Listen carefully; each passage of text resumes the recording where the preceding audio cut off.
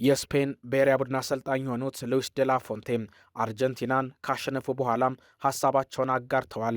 ጥሩ የዓለም ዋንጫ ነበረን፣ ከእያንዳንዱ ጨዋታም ተምረናል። በፍጻሜው ጨዋታም በጣም የተሻልን ነበርን። 120 ደቂቃ መግባት አልነበረብንም። አስቀድመን ጨዋታውን መጨረስ እንችል ነበር። እውነት ለመናገር አዝነናል፣ ግን በመጨረሻም ጨዋታውን ማሸነፍ ችለናል። ሜሲን ማቆም የቻልነው ኳሱን በሚገባ መቆጣጠር ስለቻልን ነው። ተጫዋቾቼ ሁሉን ነገር በሜዳ ላይ ማድረግ ችለዋል። ከግለሰቦች ይልቅ እንደ ቡድን በመጫወታችን አሸንፈናል። ድንቅ ተጫዋቾች አሉኝ። ከባድ ነገሮችን በቀላሉ መወጣት ይችላሉ። በጣም ደስ ብሎናል።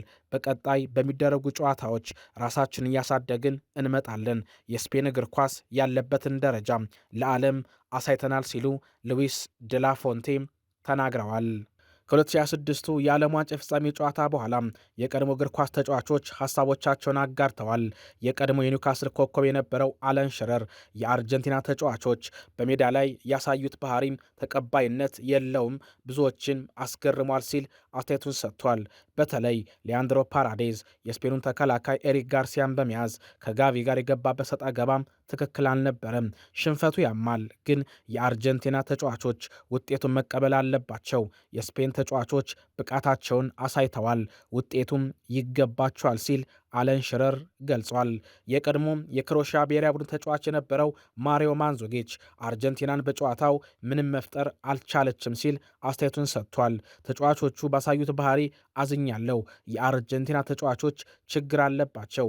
ሜሲ ከጨዋታው በኋላ ሲያለቅስ መመልከት ልብ ይሰብራል። ይህ የመጨረሻ የዓለም ዋንጫው ሊሆን ይችላል።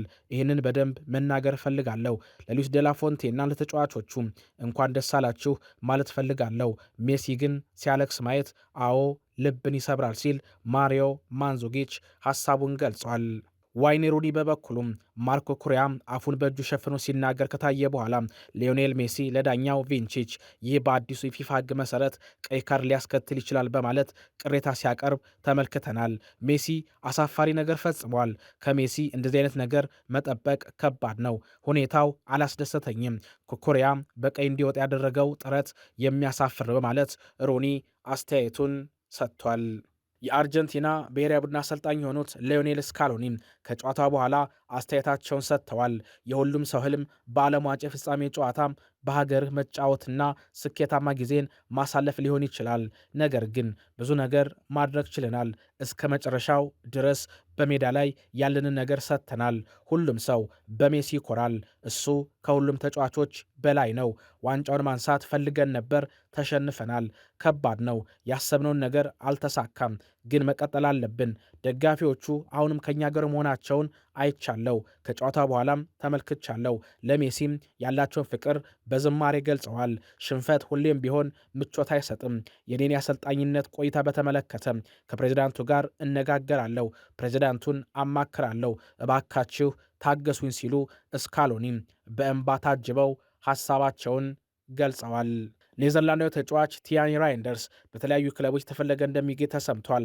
የ27 ዓመቱ አማካይ ራይንደርስ በሲቲ ቤት የሚጠበቅበትን ማድረግ አለመቻሉን ተከትሎ በክረምቱ የዝውውር መስኮት ሲቲን ሊለቅ የሚችልበት እድል ሰፊ ነው ተብሏል። ኒውካስል፣ አትሌቲኮ ማድሪድ እና ጋላታ ሰራይ ተጫዋቹ ለማስፈረም ፍላጎት አላቸው ተብሏል። የተጫዋቹ ወኪል ቲያኒ በሲቲ ቤት ደስተኛ ነው፣ ከማሬስካ ጋር መነጋገር አለብን፣ ከዛ በኋላ የሚሆነውን እንወስናለን ሲል ሐሳቡን ገልጿል።